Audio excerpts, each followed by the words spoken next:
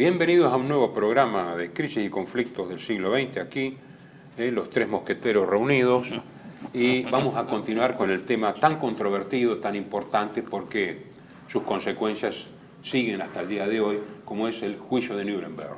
Claro, en el programa anterior lo hemos dedicado al encuadramiento del proceso, que aclaramos, no lo consideramos un juicio porque no hubo un juez arbitral neutral, sino que el fiscal y el juez eran la misma persona, sí. Lo hemos explicado en su momento, entonces podemos llamarlo proceso desde el punto de vista de que quisieron cubrirse algunas formas pseudo jurídicas, pero el proceso en sí estaba deslegitimado.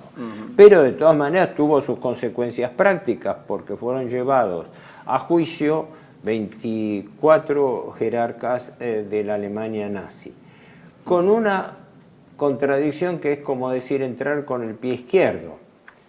El responsable máximo había sido Adolf Hitler, que se suicidó. Sí, en consecuencia, lo primero que hizo el tribunal fue desestimar el principio de obediencia debida, por lo cual se responsabilizaba a los jerarcas menores de una política que había sido dirigida por otra persona. En realidad, en mi opinión, el que estuvo y el que trató de encuadrar eso como correspondía fue Göring, porque Göring era vicecanciller del rey, era el segundo de Hitler. Sí, por supuesto. Pero Göring, creo que eso fue argumentado, Göring había sido destituido los últimos días por el propio Hitler, que por haber iniciado conversaciones separadas con los aliados.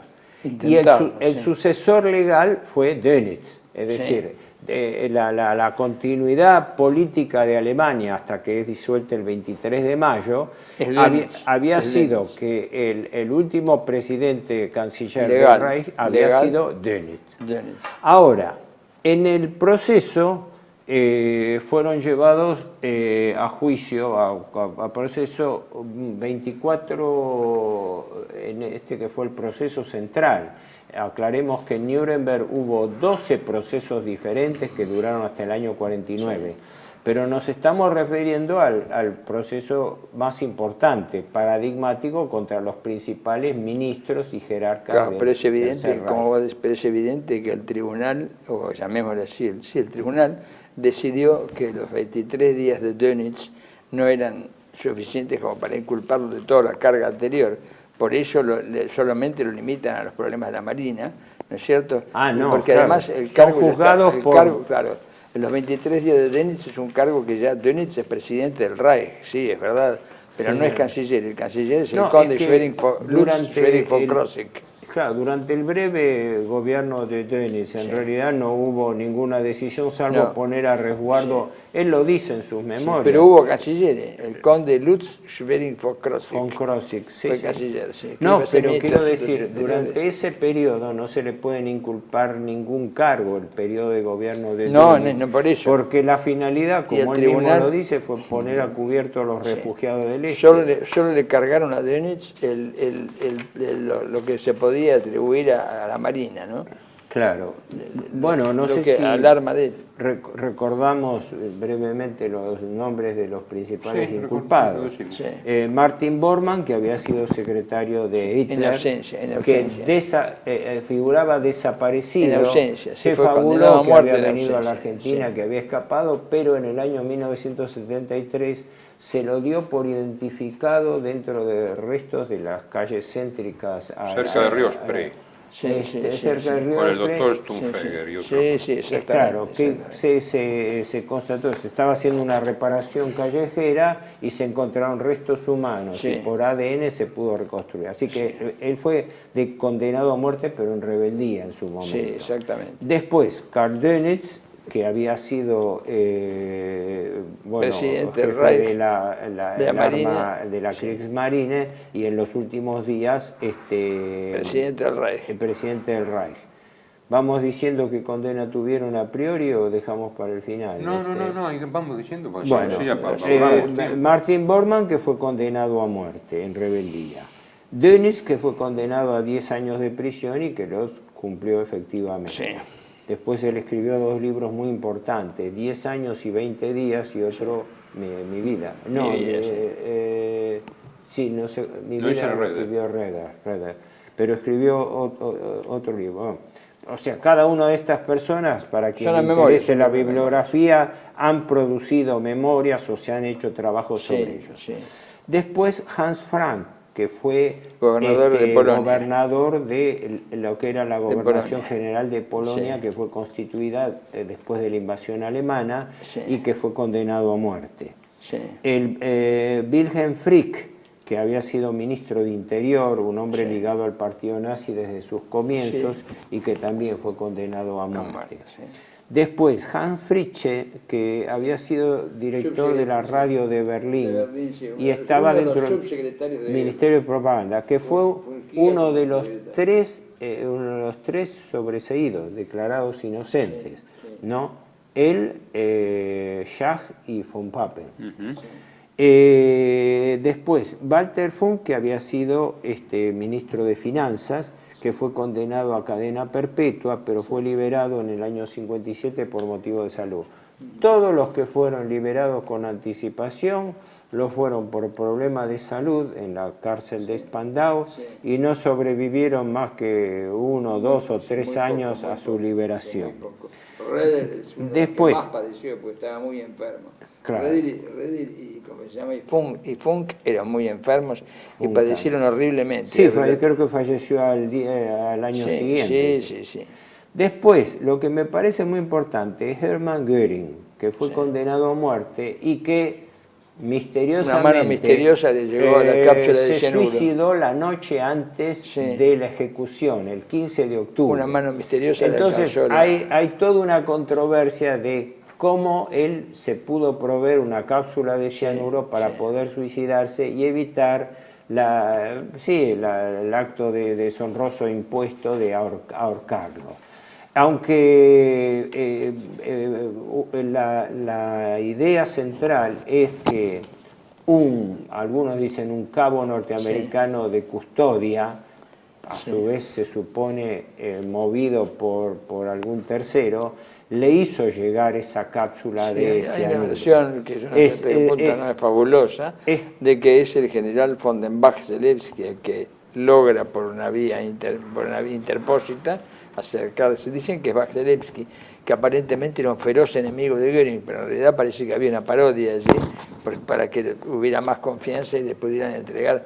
Aparentemente hay una versión, es una versión. Sí, bueno, hay una versión que fue mucho más controvertida desde el punto de vista ético, que él falleció y el comandante de la prisión, el coronel Andrews, ¿no? Que tenía la finalidad, que cumplió escrupulosamente de cuidar toda la prisión y sobre todo los condenados que estaban sometidos a condiciones realmente vergonzosas, no tenían la menor libertad de movimientos, debían dormir siempre sobre el lado derecho para que fuesen, cada celda tenía un carcelero que cada 2 horas... El baño estaba en la celda y todo tenía luz prendida. O sea, sí, estaba en condiciones humillantes. Cuando iban a las sesiones del tribunal eran obligados a desnudarse. Sí, continuó con esto que estaba comentando, de que Göring, hay un misterio con respecto a cómo consigue una cápsula de cianuro con la cual se suicida antes.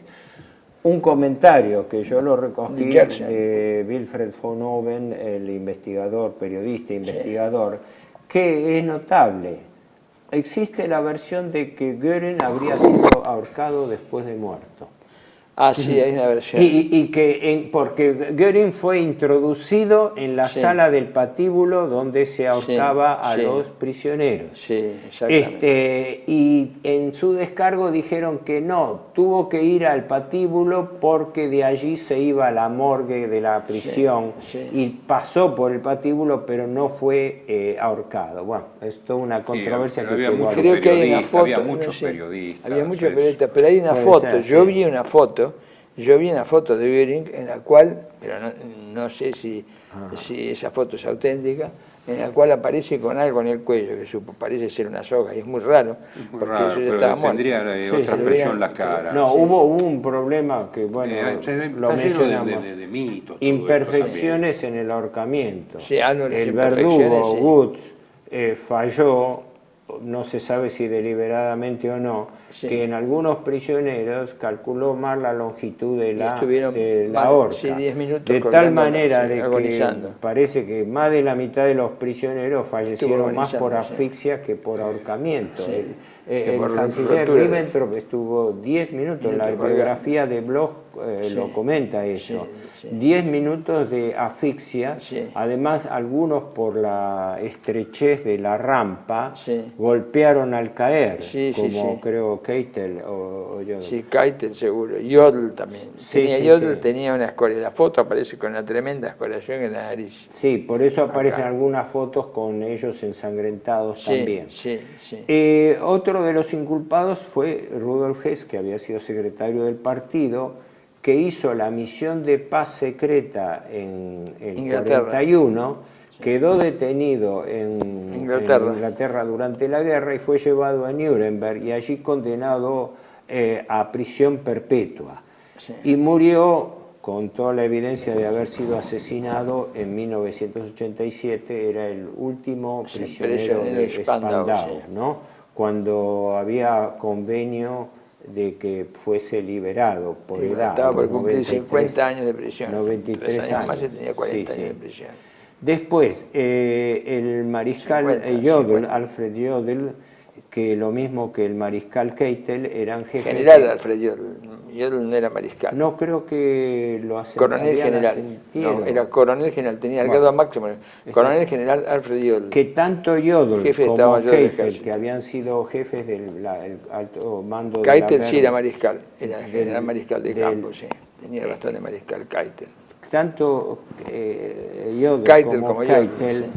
fueron condenados a muerte. Sí. Como militares pidieron ser fusilados Sí. y no se les Se admitió denegó, porque consideraban Sí. la horca que es Un escritor que vos procedimiento. conocés bien, A.J. Pedil, dice que la muerte de Keitel y de Jodl es un simple y sencillo asesinato. Sí, nunca se dos jugó hombres, a jefes militares a jefes de esa militares manera. condenados a muerte Claro. por defender a su patria. Terminamos Y además, y Keitel, quiero cuando decir algo cuando respecto de los está por militares. caer, Obviamente nos falta Keitel dice al final, acompaño a mis 2 hijos, porque los 2 hijos de él habían muerto en el Había frente, muerto ¿no? en el frente ruso. Exactamente, sí, sí. exactamente. Después Ernest Kaltenbrunner, Kaltenbrunner, que sí. también fue condenado a muerte, que había sido el vicejefe de las SS, que reemplazó a Heydrich. Del Servicio de Seguridad del Reich. era.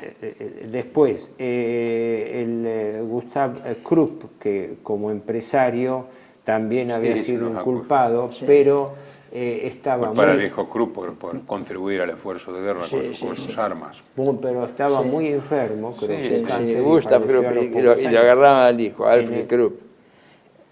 Alfred, No, sí, después hubo un Gustav, proceso. Sí. porque Alfred Krupp era muy viejo, pero No, el que era muy viejo era Gustav Krupp. Gustav Krupp. No, Gustav era el hijo, creo. No, el hijo era Alfred, el que vivía acá. Alfred Krupp el hijo. von Bohlen-Halbach es el hijo. Alfred el hijo. Gustav, es Gustav el que estaba, además estaba más, tenía Alzheimer Sí, o alguna sí. enfermedad de ese tipo. Sí. Después, Gustav, ¿no? Robert Ley, que había sido el director Ministro del del Frente de Trabajo. Trabajo, pero que se ahorcó, se suicidó estando sí. en la cárcel de Spandau, Spandau. no, de Nuremberg. Von Papen, que fue absuelto, fue uno de los 3 absueltos, Sí. que había tenido un papel determinante en la negociación de llegada de Hitler al poder. Sí. Erich Rader, que fue Que pidió el gran Vaticano por almirante. von Papen. El Vaticano ¿Cómo? pidió, el Sí, Vaticano estaba en la pidió por von Papen, internacional. lógicamente. Y había era- sido Vaticano. titular del Lógicamente. partido de Centro Católico. Sí, era el titular Sí, del sí, partido sí. Centro Católico, sí. Después el gran almirante Rader, que había sido titular de la Marina Alemana Antes de hasta el Dönitz, 43, y sobre todo porque de los 4 cargos, estos militares eran fundamentalmente inculpados por la preparación de una guerra de agresión, Sí, es decir, sí, sí. crímenes contra la paz. Sí. Después, el canciller von Ribbentrop, que fue condenado a muerte, con cargos que no ameritaban, salvo el cargo genérico de haber conspirado contra. Por eso la inclusión del cargo de conspiración, para que fuese un cargo lo suficientemente elástico para que entraba cualquiera. Lo que pasa es que no percibieron que eso los abarcaba inclusive a los ganadores, a los vencedores. Está claro, porque si uno se pone a buscar las conspiraciones, mirá que abundan del lado de los lo vimos en el programa pasado. Sí, sí. El principio que se autoarrogó la Corte de que el juicio era solo por delitos de los vencidos, no de los vencedores, lo cual por el pecado de haber perdido, el delito de haber perdido. Claro. Sí. Después, Alfred Rosenberg, que había sido comisario para los países del Este, que fue condenado a muerte. Sauckel, Fritz Sauckel, que había sido comisario para todo lo que era mano de obra. Y que esto es importante señalarlo. Tanto él como Speer, que era ministro de Armamentos, y eso pivoteó, hay que tenerlo presente, el eje que sensibilizó a la opinión pública, que fue Le faltaba uno porque se había muerto, Fritz Todt, que también condenaron a la organización Todt, pero Todt se les había muerto. Había muerto en el año 42, claro. Sí. Pero digo, esto es importante señalarlo, después por ahí lo vemos un poco más en detalle, porque el leitmotiv del proceso pivoteó sobre matanzas y sobre mano de obra esclava. Sí, exacto. De lo que se habló era de las condiciones de detención de los campos de concentración, de los prisioneros y de la mano de obra esclava. Sí. Y Sauckel fue condenado a muerte. Sí. Mientras que quien tuvo una mayor participación, Albert Speer, que era ministro de Armamentos, en cambio fue condenado a 20 años de prisión, ¿no?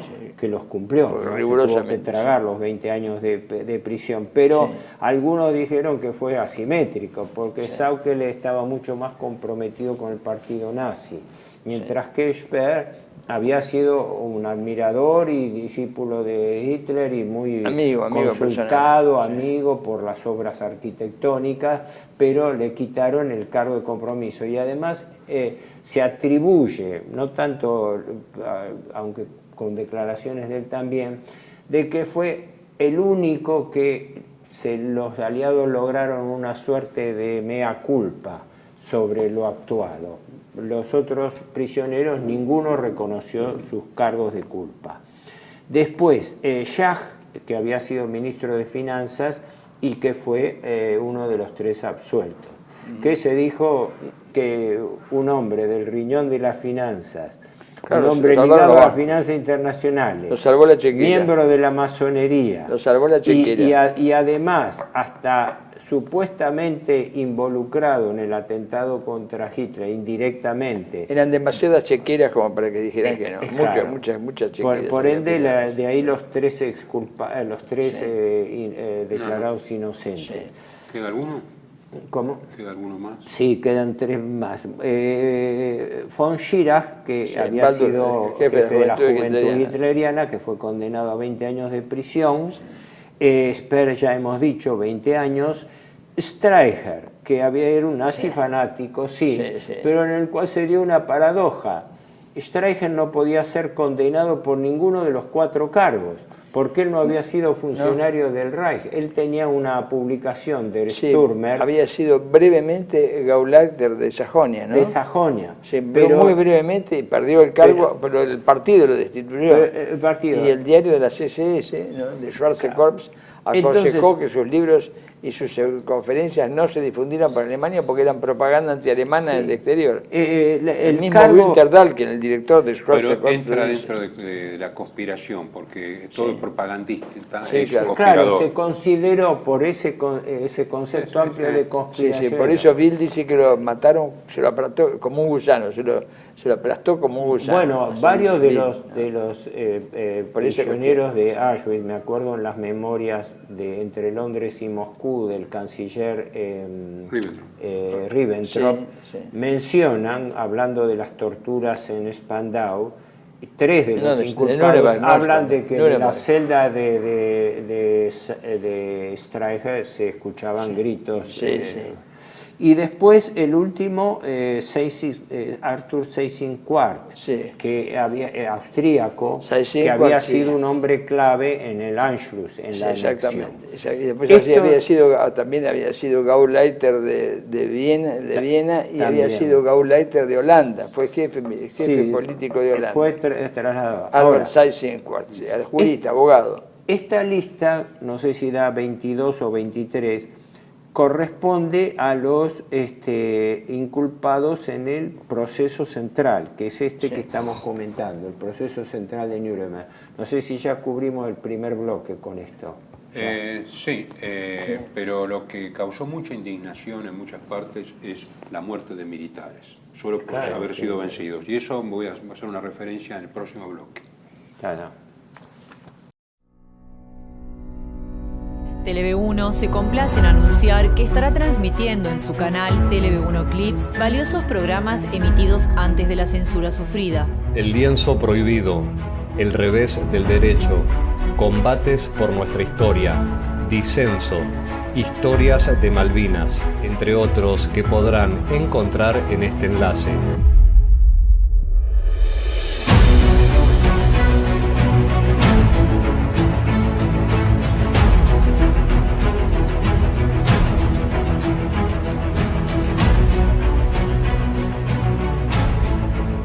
Agradecemos su aprovechamiento y difusión. Bienvenidos a CEPA, Centro de Estudios del Pensamiento Americano. Nuevo sitio web de cursos de formación en política, filosofía, historia, literatura, geopolítica, religión, psicología y más. Cursos de formación que reflejan el verdadero pensamiento americano. Lo invitamos a elegir el curso de su agrado ingresando en www.cepa.la.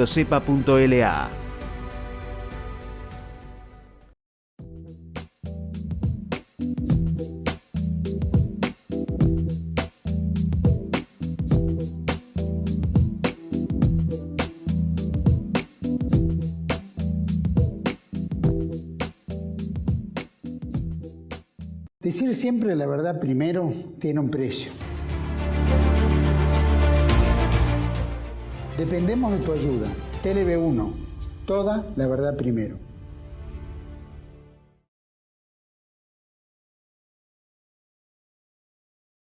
Bueno, a propósito, estábamos diciendo de la muerte por ahorcamiento y sobre todo de los militares, ¿no? El senador norteamericano Robert Taft dice: la muerte en la horca de estos hombres para América una lacra que nos va a abrumar por mucho tiempo. O sea, coincide con Bill, absolutamente.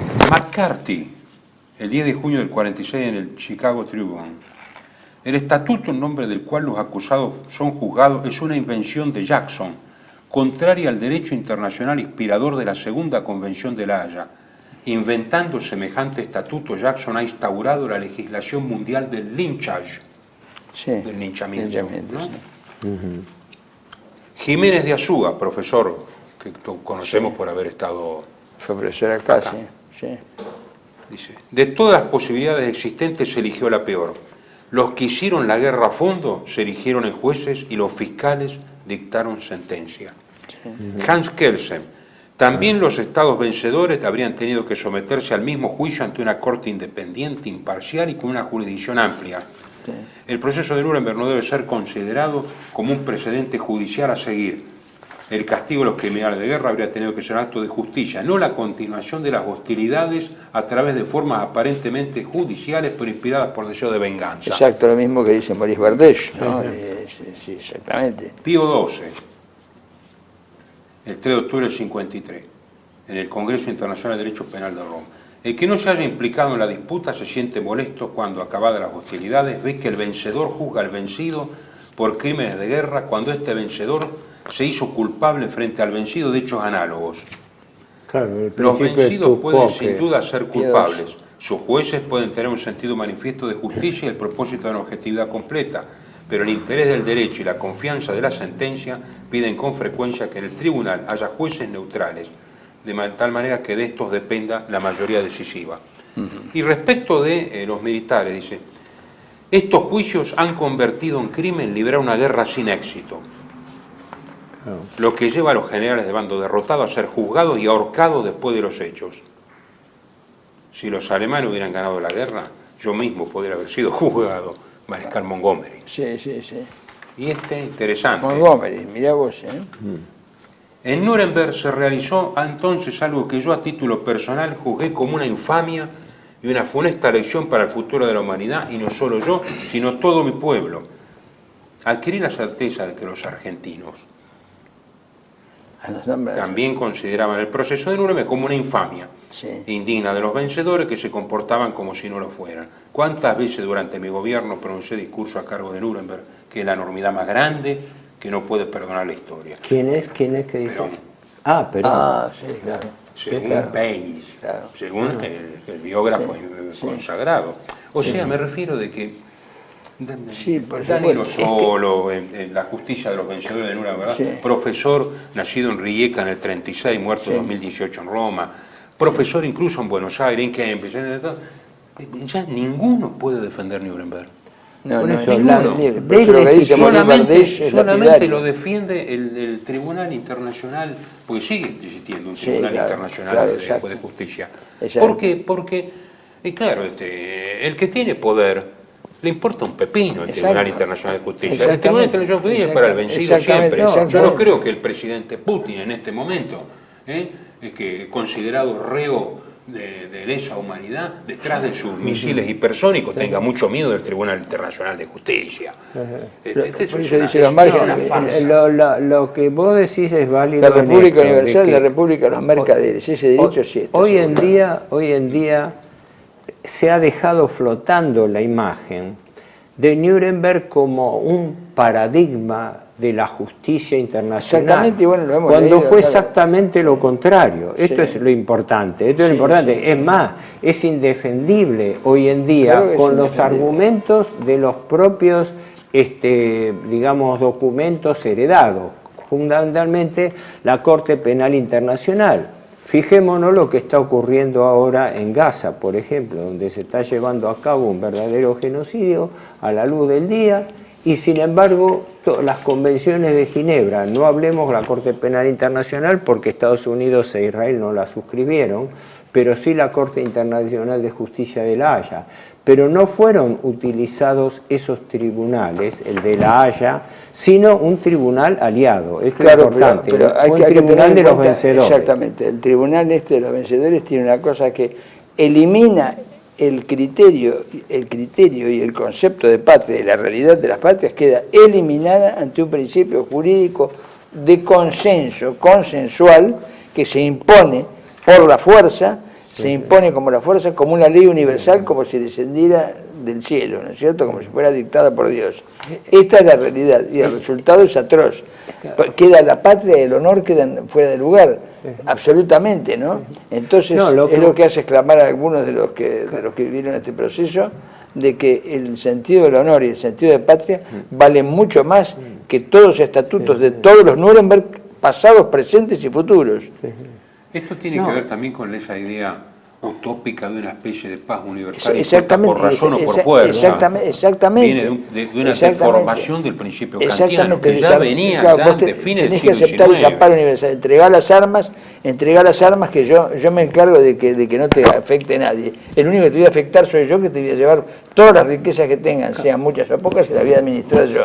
Tenés que aceptar el gobierno mundial y tenés que aceptar estas condiciones. Si no, está fuera de la humanidad. Una clave. El ciudadano del mundo es lo que se intentó en Nuremberg fue una justificación de la barbarie aliada. ¿Por qué? Porque había que obnubilar la realidad de lo que significaba el avance del imperio comunista. Estamos de acuerdo, esa es la venganza. Pero yo creo que es el principio abstracto lo más importante de todo, porque es lo que se pretende imponer. Hay muchos convencidos de eso que dice Raúl. Sí, claro, convencidos de que era en nombre de la humanidad. Claro, estaban los de siempre, digamos, que saben que era una cuestión de poder. Estamos de acuerdo en eso. Yo lo que decía es que, en mi opinión, justamente, El montaje de Nuremberg era como para generar el paradigma de una justicia internacional. Exacto, que y lo venía que a estamos inaugurar diciendo. un nuevo mundo de justicia Exactamente lo que estamos universal diciendo, es donde lo que dice se Bardisio, lo que diferenciaban estamos diciendo. buenos y malos. Sí. Yo digo, Nuremberg fue el paradigma del comienzo del proceso de demonización del vencido, demonización del adversario. Es decir, ya se sentaban las bases para lo que después se fue desarrollando a posteriori de Nuremberg, porque, insisto, me parece importante resaltar esto. En Nuremberg no hubo ninguna condena por holocausto ni por masacres masivas en los campos de concentración ni cámaras de gas. Eso surgió a posteriori con el proceso Höss, pero en Nuremberg nadie fue mandado a la horca por holocausto. Se englobó dentro de lo que es crímenes contra la humanidad, porque era, digamos, población civil. Había sido discriminada, excluida. Ese tipo de juicios vino después y son derivados de ese principio. Pero yo creo que el antecedente de esto, que es un principio abstracto, vuelvo a insistir, que es lo que creían todos, es la creencia de que un principio abstracto debe guiar a toda la comunidad humana, cualquiera que sea las particularidades. Entonces las particularidades molestan, hay que sacarlas. Se llamen religión, se llame cultura, se llame patriotismo, o se llame honor, todo eso tiene que ser borrado porque no se adapta. Ofrece resistencia. Para que no ofrezca resistencia tiene que haber un paradigma aceptado por todos, que todos digan amén y lo acepten. Y se aplica. Entonces, ¿qué pasa? ¿Quién puede ejercer eso? Solo un gobierno, una justicia universal, una justicia mundial, solo lo puede ejercer. Es que esa simetría, yo recordaba en el programa pasado, que esta asimetría que instauró el tribunal, donde el tribunal se autoarrogaba la facultad de aceptar o desestimar pruebas. Y la mayoría de las pruebas eran testimonios, más que documentos. En consecuencia, era una decisión totalmente discrecional, arbitraria. Ejemplo, algunos de los inculpados, un caso importantísimo que no quería olvidarme, el fiscal Jackson montó una oficina donde incautó, tenía un grupo de colaboradores de creo que 12 o 15 abogados, amén de todo el personal administrativo, porque la mayoría del personal administrativo de Nuremberg era norteamericano, ¿no? Sobre 1.200 personas que trabajaban ahí, 1.000 eran, las 3/4 partes eran norteamericanos, por organización, pero también por monopolio de la documentación. Porque el fiscal Jackson llenó un ámbito, no sé, un galpón de documentación alemana. Y entonces se daba esta simetría e injusticia, que los inculpados, eso lo mencionó el abogado Alfred Seidel de Hess, y también el abogado del canciller Ribbentrop. Cuando Ribbentrop escribe sus breves memorias de entre Londres y Moscú, él dice que no puede tener acceso a su propia documentación. Entonces se daba la paradoja de que aparecía un fiscal y citaba un documento. En el documento tal, de fecha tal, etcétera, usted y le extractaba un párrafo por ahí fuera de contexto. Bueno, fíjate qué parecida a las leyes que están en la reversión de la prueba, la acusación. Yo escuché decir que fulano dice tal cosa y eso es acusado. Por eso algo que tiene se probar sustraía que no, totalmente a las regularidades legales. Entonces, ¿qué ocurre? Los abogados defensores alemanes pedían tener acceso a las pruebas y se les negaba el acceso a los documentos. Eso se dio, en particular, se puso de manifiesto con el proceso a Jodl, que intervino y tuvo un papel que después escribió al respecto la esposa de Jodl. Luise, que ella junto con el equipo se encargó de resaltar eso, de que no se podía tener acceso a la documentación. Porque sobre todo los norteamericanos monopolizaron la documentación y sacaban a relucir cualquier documento y en un extracto fuera de contexto bajaban una acusación. Usted tal día firmó una cosa de la que era imposible manejar. Y los abogados no tenían acceso a la documentación de la fiscalía. A Luisa En una ocasión, un oficinista del ejército estadounidense le dio un documento mostrando que la ejecución de un grupo de comando británico en Noruega había sido Claro, legítima. Pero el militar advirtió a Luis que si no lo copiaba inmediatamente no volvería a verlo. Claro, buscaban una casuística. Jodl fue inculpado por eso, porque le atribuían haber firmado una orden de ejecución contra un comando británico que hizo una operación de sabotaje en Noruega. Y se salvó por eso. Bueno, en parte influyó también en Dönitz, porque se dice por fuente misma norteamericana, él recibió, uno de los abogados de él, recibió la copia de una orden que el almirante Nimitz, el jefe de la flota del Pacífico, ordenaba el ataque indiscriminado a todo buque, incluso buques hospitales japoneses en el mar del Japón. No, creo que al mismo Nimitz le mandaron un cable diciendo, dice, sí, yo hice esto, o sea, entre hombres de guerra. Claro, no, pero lo mencionaban eso como señalando que aún dentro de valentonamiento... Esto que estamos diciendo, para unificarlo en la frase, es evidentemente una modificación de la realidad y por lo tanto una modificación de la historia. Por eso la importancia del revisionismo, de revisar de nuevo. Pero los documentos son inaccesibles en su mayoría.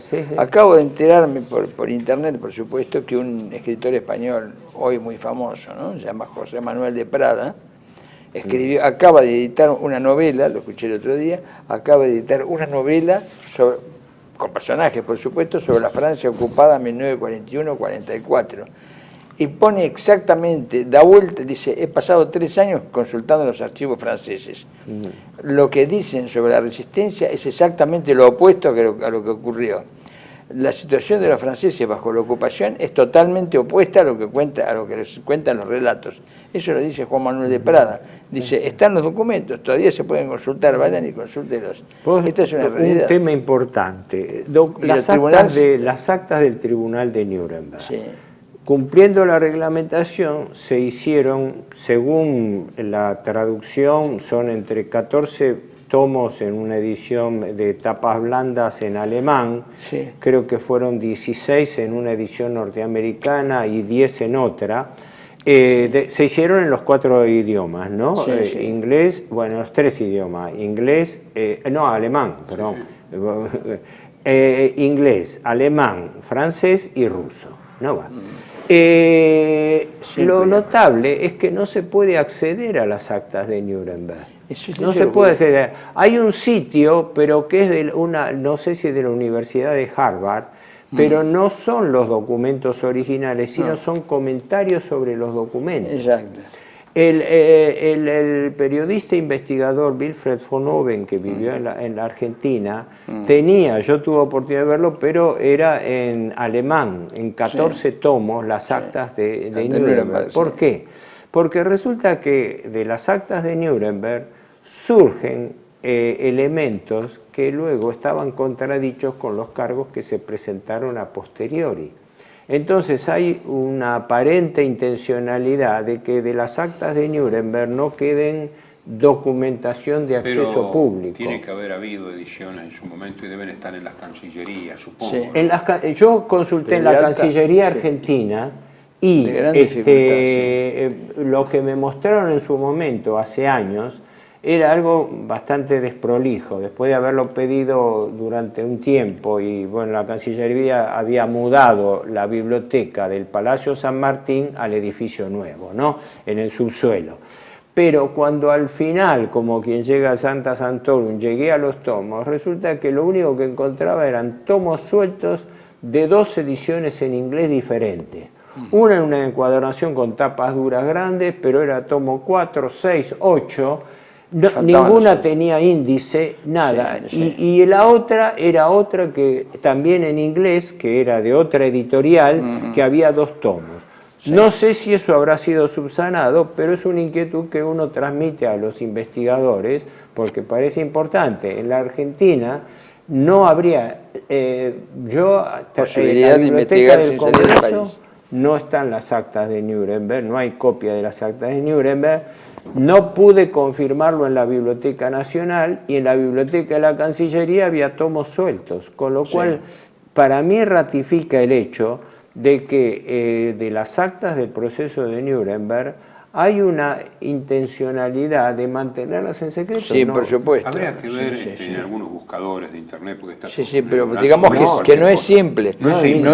Claro. En internet porque hay una mano, podía... convengamos en que hay una mano que no quiere que eso suceda, y la mano solo puede ser política, nada más. Es claro, porque es el asunto. en su momento no existe otra razón. En Nuremberg la gran no es justificación razonable. a posteriori de la desacreditación del vencido. Exactamente. Y cuando ahora esas cosas se vean... ¿Qué más que leer las actas? Claro, ahora cuando esas cosas se vean en el siglo XXI y se vea la endeblez de los cargos por el cual fueron condenados a muerte gente y en condiciones ignominiosas... Bueno, hay que decirlo de una vez, ¿no es cierto? Es decir, en realidad no quieren que se vean porque temen que las actas puedan afectar al relato. El relato ya está hecho, ya está formado, ya está impuesto y aceptado urbi et orbi con un amén de toda la humanidad. Entonces, si se ponen a investigar en las actas, si encuentran cosas que contradicen el relato, tienen que modificar el relato. Y no hay ganas de modificarlo, sino de seguirlo aplicando. El relato se impuso por negligencia y desidia Sí, por supuesto, de la gran por todo. mayoría de la gente que repiten supuesto. como loro las cosas. Sí, desde ya. Pero entre los que conocen el tema y todo, Nuremberg está totalmente desprestigiado y desacreditado hasta el poder partido. Seguimos en el próximo bloque. Próximo bloque, sí. TLV1 se complace en anunciar que estará transmitiendo en su canal TLV1 Clips valiosos programas emitidos antes de la censura sufrida. El lienzo prohibido, el revés del derecho, combates por nuestra historia, disenso, historias de Malvinas, entre otros que podrán encontrar en este enlace.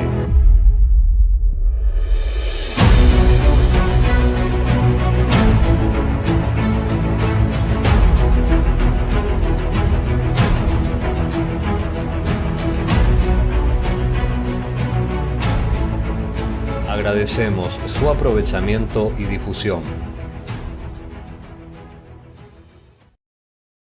Bienvenidos a CEPA, Centro de Estudios del Pensamiento Americano. Nuevo sitio web de cursos de formación en política, filosofía, historia, literatura, geopolítica, religión, psicología y más. Cursos de formación que reflejan el verdadero pensamiento americano. Lo invitamos a elegir el curso de su agrado ingresando en www.cepa.la.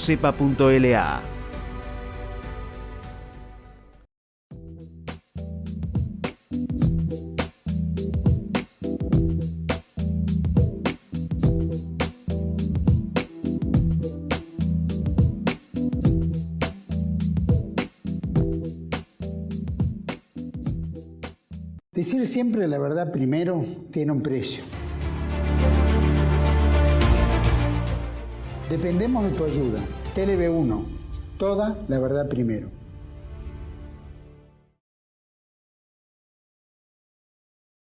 Bueno, continuamos entonces. Sí, con a mí alguna me parece de las importante, causas de los claro, es imputados. imposible hacer un raconto de la casuística de los inculpados, pero hay uno que, por la relevancia que los mismos aliados dieron a lo que yo llamo el leitmotiv de Nuremberg, hay que recordar algo que para mí es muy importante.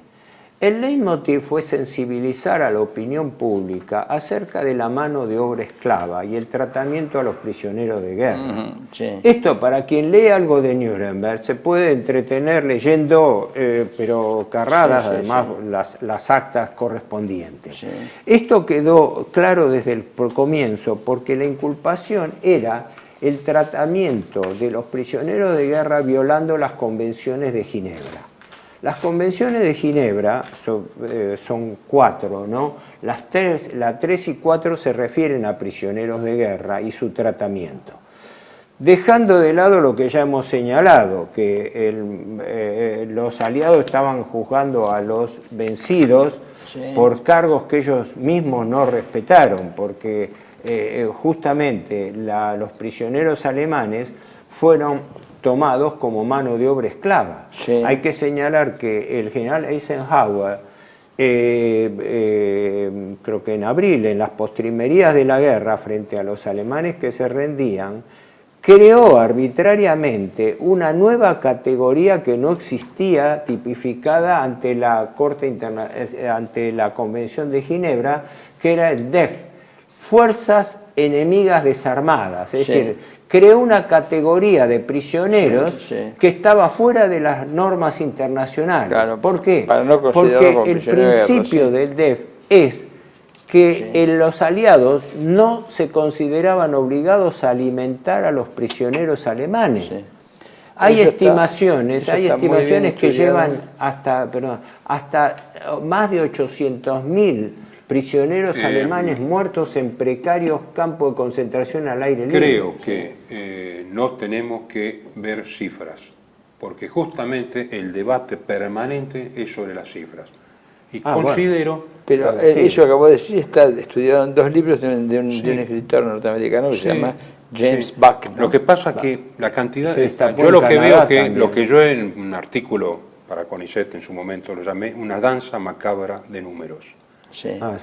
que es el tema de los campos, el tema de los muertos por bombardeo, o sea, eso de, bueno, le hago competencia a esta masacre con esta masacre, esta es de este bando, esta es de este bando.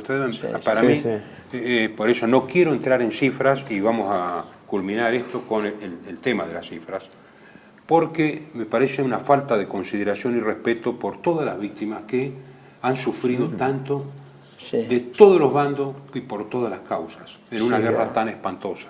Sí, por supuesto, ¿no? Y justamente quería ir al tema, porque incluso me han hablado un par de personas de por qué no se ha tocado el tema del proceso evidente de exclusión, discriminación, concentración y muerte de judíos europeos. ¿Por qué? Porque es un tema que está en permanente controversia y debate. ¿Por qué? Porque tiene un contenido político evidente incluso hoy en día, quizá el único de los grandes temas de la Segunda Guerra Mundial que tiene este contenido político, y en donde hay una cantidad de especialistas que se sacan los ojos sobre este tema, que me parece incluso un manoseo de las víctimas, lo vuelvo a decir, que nosotros nos consideramos desde estas latitudes que nos excede el tema. Nos excede, claro, exactamente. Y no vamos a caer en una situación que, como dice Norman Jones en su libro La guerra en Europa, dice, hay temas que uno no puede tocar porque no hay una libertad de cátedra. No, exactamente. Entonces, porque siempre hay... Ni de investigación. Ni de investigación. Entonces, un discípulo de Carl Schmitt, Günter Masch, que me dijo, el problema es que no hay libertad de expresión, pero tampoco de investigación. Por lo tanto, al no poder porque investigar, hay un condicionamiento muy grande por el contenido político evidente. Exactamente. Nos encontramos frente a una doble transgresión. Una violación del principio de libertad de expresión y opinión, porque puede existir delito de opinión, ¿no? Que existe, el delito de investigación, no hay acceso a la documentación. Es lo que digo, si se están discutiendo con el tema de la documentación, expertos tan grandes, creo que nosotros nos excede ampliamente. Sin embargo, para que no parezca soberbia, vamos a recomendar 5 autores y sus obras.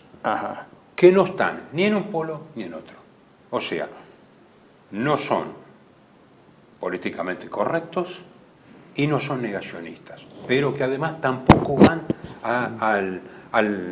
al tema de almacenero de cuántos hay acá, cuántos hay allá, que están molestos.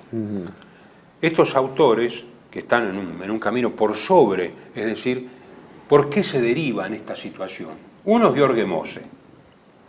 George Mosse, que yo fui el introductor en la Argentina a principios de los 80 de este escritor. No lo conocía nadie y me lo reconocieron en la UBA. George Lassmann Mosse, nacido en el 20, cuya familia es propietaria de la casa Ullstein, es uno de los historiadores más cultos y eruditos que he conocido. Realmente conocí el libro de él con Königsberger sobre la Europa del 1500. Es un especialista en Carlos V, en todo eso, un hombre que dominaba varios idiomas. Cuando vienen las leyes raciales, y antes incluso su familia, una familia pudiente, se va a Italia. Él siempre reconoció Italia, incluso Familia Mussolini. judía, era una familia judía. George Mosse es un judío de gran cultura alemana. Yo siempre lo comparo con Mendelssohn en música, ¿no? Sí, sí. Es un hombre agnóstico, del centro de Europa, judío y homosexual, como diría Traverso. Esto se nota en... Que de eso algo sabe también, ¿no? ¿Eh? Que de eso algo sabe, dicen. De Traverso, dicen que algo sabe también. No sé si... Sí. Pero el tema es que este hombre ha hecho muchos estudios sobre la nacionalización de las masas. Ese es el libro en donde viene desde la Edad Media, digamos, la formación de una conciencia alemana, y sobre todo en la época de Weimar, del Tercer Reich, de nacionalización de masas, que comienza con la guerra de liberación, la Freierkrieg contra Napoleón, como unificación de Alemania, en donde, por causas innumerables, remotas incluso, el judío europeo entra como contraimagen. Es decir, hay Sí, una la tesis de Mosse, claro. La tesis de Mosse. El contra, antitipo le llaman. Él era antitipo. Sí. Entonces esto, andando a la guerra, se transforma en algo cada vez más difícil. Igual. Y después, por eso digo que su trata condición... sobre la Segunda Guerra Mundial, ¿cuándo falleció? Weimar y el tercer... no, él falleció no hace mucho, era muy amigo de Renzo de Felice, un hombre muy difícil de tratar, quizá por su situación personal. Él tiene muchos libros sobre sexualidad, nacionalismo, la estética del cuerpo en las grandes manifestaciones, etc. Sí, sí. Un hombre muy culto, sabe sobre la arena de Verón, sabe sobre Goethe, sobre Wagner, sobre Nietzsche, bueno, en fin. Sí, pues tiene esa formación de esa Pero época. su De esa libro y época. su obra, Para mí ¿en la qué más se importante, vinculan con esto? y porque es cómo entra el judío de contraimagen al forma tal que al final se agudiza con la crisis de la guerra. Claro, por eso él relación a dice, la por eso Mosse, a ver, corregime, Mosse dice que más antijudía era Austria que Alemania, Sí. por la cuestión de que como estaba el Imperio Austrohúngaro, el Imperio Austrohúngaro tenía parte de Polonia, de Rumania. No, además, cómo jugaba de contraimagen el judío del gueto. Exactamente, Muy interesante cómo está este exactamente. tipo. Enzo Exactamente. Traverso, que acá también ha venido, destacado historiador, intelectual italiano, pero que trabaja mucho en Francia, tiene un libro que se llama La historia como campo de batalla, interpretar las violencias del siglo XX. Cada capítulo, por ejemplo, polémica entre Mosse, Nolte, Martin Brossa, Saul Friedländer, otro libro sobre Sepp Sternhell y Emilio Gentile. Lo importante de él que dice, la historia es un campo de batalla ideológico, donde hay tantas narrativas y memorias que compiten por predominar que al final uno tiene que manejarse digamos, orientarse en medio de esta antinomia entre historia y memoria. Que yo siempre digo, la memoria ha triunfado sobre la historización. Por más que hoy día se presentan cosas, incluso... Sí, cuando hoy hablamos día, de qué memoria, ¿de la memoria profunda o de la memoria? No, las memorias como tradicional? testimonios. Horacio, partamos de algo. Yo lo he dicho siempre. La Segunda Guerra Mundial, el pecado original es que se ha sustraído de la historiografía. Claro. Punto. Sí. Estamos en el plano de las grandes construcciones mentales, ideológicas y míticas. Y las deducciones por y sentido común de lo que consecuentemente, tenemos. cuando queremos bajar al terreno y vamos Sí. a los hechos, nos encontramos con estas realidades, ¿no? Sí, tenemos que estar cargados de una enorme de sentido común, si no, no podemos Traverso avanzar. dice, la historia ya no es un campo neutral, está impregnada de conflictos y tensiones ideológicas. Por eso tenemos que cuestionar todas las narrativas dominantes y considerar múltiples perspectivas para abrirnos caminos. O el otro es Ernst Nolte. Sí, claro, pero vos fíjate que lo que dice este hombre, que por eso algunos dicen que tenía esa desviación, que era importación de apellido, es más Traverso, ¿no? Sí. Es relativista, es en el fondo relativista, porque es decir, lo que da la pauta de todo, de la realidad, es la verdad. Sin verdad, todo lo demás es El sí, concepto de verdad, para diría- la convivencia sí, aceptamos lo Diría que dice Nietzsche, este y el otro. hay tantas verdades como cultura. Sí, pero eso Pero está bien, perfecto, no, pero cada cultura yo tiene una diría verdad esto, que no puede ser sé, tocada. para entrar en discusión, pero no sustraigamos esto a los hechos. La historia es los hechos. Y en la Segunda Guerra Mundial, en Nuremberg se intentó fabricar historia. Fabricar una historia de la guerra que lo que pasa es que no es lo que dice Nuremberg y lo anti-Nuremberg. O sea, lo que se está diciendo acá es que hay que hilar mucho más fino. Sí, claro, pero hilar mucho más fino en busca de la verdad, no de un consenso nuevo. En busca de un consenso es nuevo. como concepto de límite en matemática. ¿Cómo? Nos aproximamos. Sí, sabemos claro, que no vamos a llegar. Pero es que yo creo que los hechos históricos, si uno tiene la documentación y conoce hasta la última cosa, sí se puede llegar a la verdad. Porque son los que Santo Tomás llamaba los visibilia Dei. Los invisibilia Dei no podemos saber porque son misterios. Pero los visibilia Dei sí. En el acceso a la documentación no existe libertad de acceso a la documentación. Exactamente. Por eso incluso quienes lo han intentado, incluso han terminado presos, como Irving o el problema del profesor Forisson.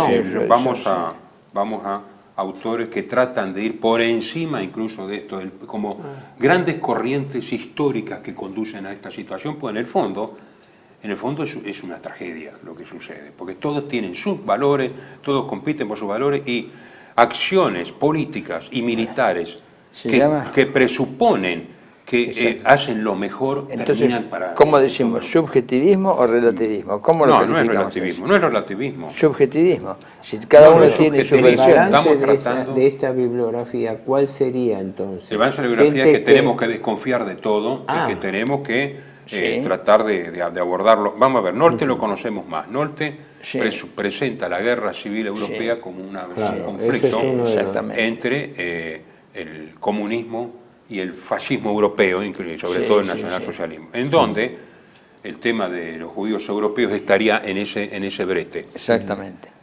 El más serio me parece Nolte, por lo de Traverso me parece que es un señor que está buscando consenso y que todos nos tratemos bien y nos sentemos con buenos modales la en la antinomia mesa. entre historia y memoria me parece rescatable y no hay que darle tanta bolilla a la memoria. Bueno, el más importante para mí, Arno Mayer.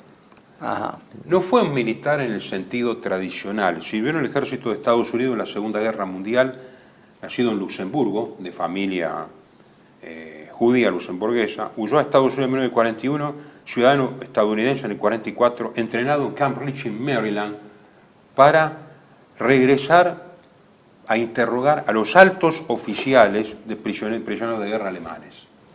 Un detalle, el cuerpo de psicólogos que asistía compulsivamente a los prisioneros de Spandau estaba constituido por un grupo de psicólogos que prácticamente todos eran judíos y que actuaban en realidad en relación con la fiscalía, porque su verdadera tarea era ir investigando sobre la personalidad de los acusados para descubrirle puntos débiles en la acusación. Bueno, Mayer Eso no lo señalan está. los médicos de Nuremberg señalan esto. Los médicos de Nuremberg, en la memoria de los médicos de Nuremberg justamente de salir de lugares comunes con estos autores que están por encima de las situaciones y caemos en posiciones sesgadas. Mayer se centra en el contexto histórico y político que lleva a esta situación.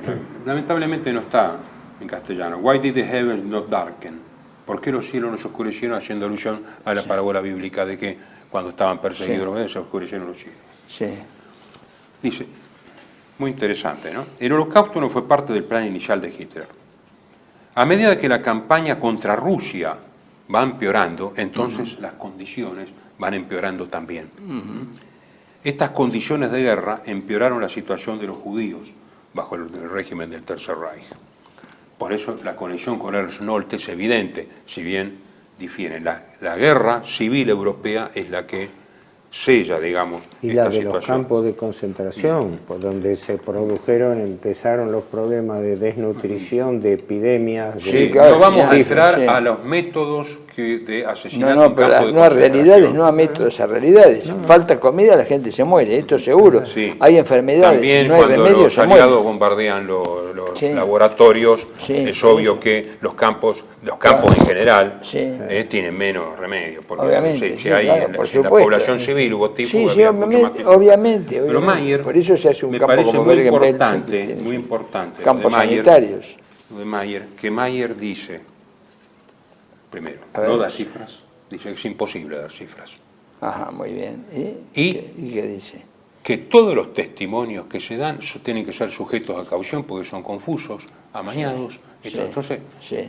para mí que es un autor, incluso muy defendido por los estudiosos de este tema, que me parece que merece atención. Su especialidad en realidad es la Revolución Francesa. Bueno, nada, tiene este libro. No, pero tiene que ver también, como no, la el Revolución Francesa problema mintió es que- tanto. Y el último libro, así, sí. que podemos tener, el de Marcus Enikov, que es mi favorito. Yo he dado conferencias sobre esto, vos asististe, de Marcus Enikov, que es el libro Holocaust and Strategic Bombing, Genocide and Total War in 20th Century, donde él estudia, y fue muy criticado por eso, ¿no?, el llamado Holocausto, Shoah, y el bombardeo estratégico de ciudades. Es decir, es mucho más fácil individuar un enemigo en un campo de concentración, pero delimitar cuál es el objetivo legítimo en el bombardeo de ciudades, eso es mucho más difícil.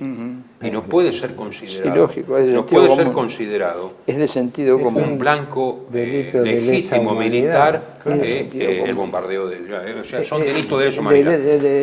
Y él dice, aquí hay dos elementos: despersonalización y mesianismo tecnológico. Despersonalización. La despersonalización de las víctimas facilita la ejecución de actos criminales, y más cuando las guerras se radicalizan. Sí. Es decir, los enemigos son enemigos totales, son objetos, números. Entonces la empatía y la responsabilidad individual permite a los perpetradores llevar a cabo más impunemente la violencia. Claro, exactamente, es lo que sucede hoy en montones de lugares. Y el ¿cierto? mesianismo Donde tecnológico una medida económica condena al es- hambre y a la muerte a millones de personas. es la pero creencia sin en la personas. capacidad salvadora de la tecnología. Por ejemplo, la tecnología avanzada como las bombas atómicas o métodos industriales de muerte masiva es vista como una herramienta legítima para lograr objetivos militares y políticos sin atender a las consecuencias humanas. Exacto, Y eso es producto de un golem que ha echado a andar, que es la tecnología Exacto. occidental. Exacto, ahora tienen un teórico, un súper teórico de esto, Horacio, posterior a no sé si Brzezinski. lo completa, Sí, no, pero esto era- yo quiero volver a un tema muy importante, que es Era simplemente Nuremberg para- fue un intento jurídico-político de dar una nueva versión de la historia, no solamente de la Segunda Guerra Mundial, sino de los acontecimientos que la enmarcaron, que es esto que vos estabas explicando recién. Y esto es importante porque Nuremberg quedó como una figura mítica de panacea de la justicia internacional, Exacto, cuando fue exacto. exactamente lo contrario. Cuando Por eso fue- ponele como título, el título del libro de Maurice Bardeche, Nuremberg ou la terre promise. Nuremberg o la tierra prometida. O sea, la tierra prometida después de Nuremberg. O sea, lo que Nuremberg nos va a deparar es una nueva tierra prometida, la nueva tierra. Sí, Exacto. un intento de Exacto. obnubilar cualquier crítica Exacto. sobre lo actuado para tratar de poner un manto de oscuridad sobre los hechos reales. ¿Por qué? Porque Nuremberg, cuando se desarrollan las investigaciones, en Nuremberg se habló de matanzas y de condiciones deplorables en los campos de concentración.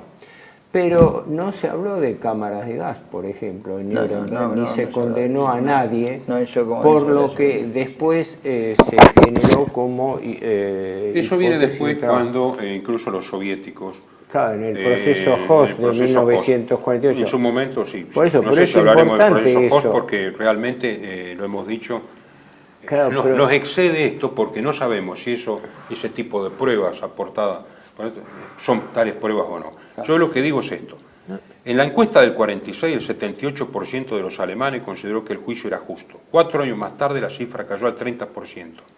Y el 30% lo consideraba injusto. Aunque, perdona, tengo mis reservas sobre eso, porque ¿Quién da informaciones ese de dato? fuente norteamericana ¿Quién da ese dato? hablaban de la opinión. Fuente- está Perdona, en- te cito un hecho que, Sí. En Internet. porque Durante el proceso de Nuremberg, los norteamericanos en particular fabricaban estadísticas de encuestas, como se hace. Todas las encuestas se fabrican, deseamos concretamente. Según cómo lo preguntes, según el resultado. Las encuestas se hacen al revés. ¿Qué resultado quiere que le dé? Entonces yo armo la pregunta para que le dé ese resultado. Pero dejando de lado eso, se soslaya algo. El hambre de Alemania de 1945. Que tocó a todo el mundo. Y la opinión pública alemana, que estaba tratando de sobrevivir, perseguido, estaba muy lejos de... Sí, sin embargo, se leían los diarios, a pesar de todo. Sí, pero no, el tema es que lo que queremos significar es que a medida que al final del juicio ya se presentan los prolegómenos del dualismo, Estados Unidos, Unión Soviética, decae el interés por el juicio, y durante todo el periodo de los 60, 50 y 60, el juicio de Nuremberg había caído muy bajo, más allá de que algunas películas... Esto se reflota en la década del 90. Eso, mira, sabés que lo que vos decís, lo que lo señalan... O sea, se necesitó reflotar, porque no le dan bolilla. Eso señalan autores norteamericanos que dicen que en las postrimerías del proceso se desdibujó esto porque quedaba claro, y los soviéticos cada vez estaban más molestos por ese tema, de que del lado anglo-norteamericano, pero sobre todo norteamericano, se estaba poniendo demasiado énfasis en las indirectas, por eso el pacto Ribbentrop-Molotov y todo, mientras que los británicos, en cambio, querían manejarse más diplomáticamente en el tema. Querían dejar la puerta abierta de que no hubiese una condena, si bien señalan que Churchill, paradójicamente retomando una expresión que era de Goebbels, habla de la cortina de hierro en el año 45, ¿no? Cuando empieza 46. A asomar la rivalidad de la Guerra Fría. Pero yo creo que se necesita este tema de revalorizar Nuremberg cuando la OTAN, sobre todo bajo influencia angloamericana, el atlantismo que siempre hemos hablado. Pero por supuesto, pero es algo más que no tiene una intervencionismo, un pan intervencionismo. Es llevar a un principio metafísico la finanza internacional y los intereses económicos financieros como un principio metafísico. Este es el tema, en última instancia. Hay algo que lo sustrae a la documentación, lo sustrae a la realidad por encima histórica. De todo, es el amén, es el dogma. Acá está revelado. La epifanía es esa. La epifanía es que el principio financiero, ¿no es cierto?, el principio financiero internacional y sus consecuencias son un principio metafísico que no puede ser tocado porque es tocar el dogma, se derrumba todo. A ver, creo que por eso que volvió en los 90. Perdón, por eso que Horacio dice volvió en los 90. Volvió por eso, no es que OTAN ni que OTAN. La OTAN es un instrumento, es como un cuchillo. Pero es como digamos, a una muerte le echan la culpa al cuchillo. Sí, ¿no? pero de nuevo el atlantismo con OTAN está avanzando en este caso ahora sobre Eurasia. Indudablemente. Pero con los principios estos, con principios no de los intereses de Estados Unidos. Una breve reflexión, por lo menos final de parte mía con respecto a esto. Para mí el pecado de Nuremberg, inexcusable, inexorable, es haber intentado escribir artificialmente una interpretación divorciada de la historia real. ¿Por qué? Porque era la justificación de la guerra que daba lugar al imperialismo internacional que se venía con el destino manifiesto norteamericano por un lado y con el comunismo soviético por otro. Entonces había que crear una imagen de demonización del adversario y Nuremberg iba a sentar las bases de esto, pero resultó algo tan inorgánico, tan descalificable, que quedó una imagen mítica de Nuremberg como paradigma de la justicia universal, cuando en realidad fue lo contrario, fue el intento de establecer... Yo les pido que lean o consulten el libro de Telford Taylor, que fue uno de los funcionarios del juicio de Nuremberg, The Anatomy of the Nuremberg Trial, ¿no? Allí él mismo reconoce que jurídicamente eso es inviable y que además había una intención última. Dice, se han cometido crímenes en nombre de un principio. ¿De un principio de qué tipo? Político, evidentemente. Pero eso lo dice Telford Taylor, que estuvo en el tribunal. El fiscal Shawcross británico fue uno de los principales críticos a posteriori del proceso. Sí. y que se vio incluso manifestado cuando después fue el reclamo por la liberación de Rudolf Hess, Sí. que él la suscribió también. Sí, sí. Y él hizo expresiones, no fue el único, y él había sido fiscal británico, con respecto a cómo se distorsionaron los cargos Bueno, que se el juez presentaron. norteamericano Werner Sturm, a quien se le Sí. nombró para integrar el tribunal de Nuremberg, dimitió de su cargo inmediatamente Exacto. por considerar que su participación en tal mascarada constituye una deshonra para mí y para la justicia americana. Exacto. Bueno, próximo programa. Y nuevamente lo de Maurice Bardesh es, bueno, es Expliquemos premonitorio simplemente a los oyentes. y un En diagnóstico estos dos perfecto. programas, el anterior sobre el encuadramiento y este intentando sintetizar el proceso, nosotros hemos querido abarcar una conclusión importante sobre el final de la posguerra, sobre la posguerra, que fue cómo esto se armó. Nos queda analizar el proceso homólogo de Tokio, y Bueno, otros perfecto. consecuentes. Hasta la próxima.